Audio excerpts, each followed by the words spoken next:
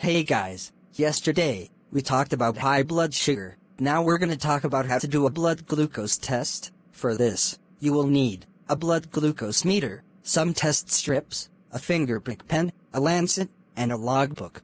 There are lots of different meters on the shops, but they mostly follow the same principle, but for the purpose of tonight I'm gonna explain to you on how to do it. There are a few things to do. First of all, to prepare, so you need to load a new drum which has the lancets which pricks the finger. Then you just need to take the cap off the fingerprick pen and then place the drum in the pen. However, you can only put it in one way. And you'll hear a click noise as it goes into place, and then pop the cap back on the pen. You'll notice there is a number 6 on the window, and this corresponds to how many new lancets are in the fingerprick pen. And you'll notice there are some more numbers on the bottom of the pen, and this corresponds to the depth which the lancets prick the finger with, 1 being the shallowest and 9 being the deepest. It depends how many times you pricked your finger, and how thick the skin is on the ends of the fingers.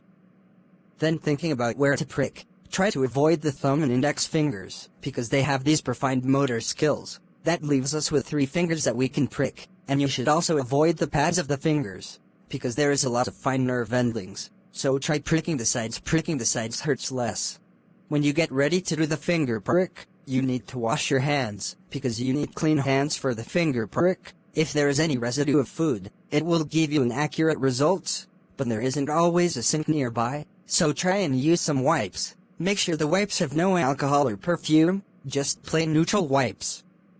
When you're happy the finger is clean, you need to place a strip in the bottom of the blood glucose meter. Make sure the test strips are in date, because it'll give you an accurate readings. If the test strips are out of date, most test strips have a metallic end, which is the bit you insert in the meter, and inserting the test strips in the blood glucose meter turns it on.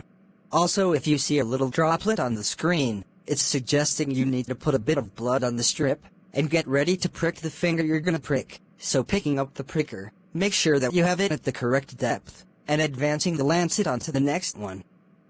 Placing the hole on the finger you're gonna prick, press the top part of the finger prick pen, and milking the finger from the bottom to the top will make a big enough drop of blood. Make sure not to squeeze too aggressively.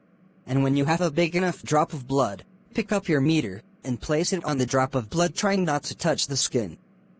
Then it automatically goes at the end of the strip, then you'll get your results.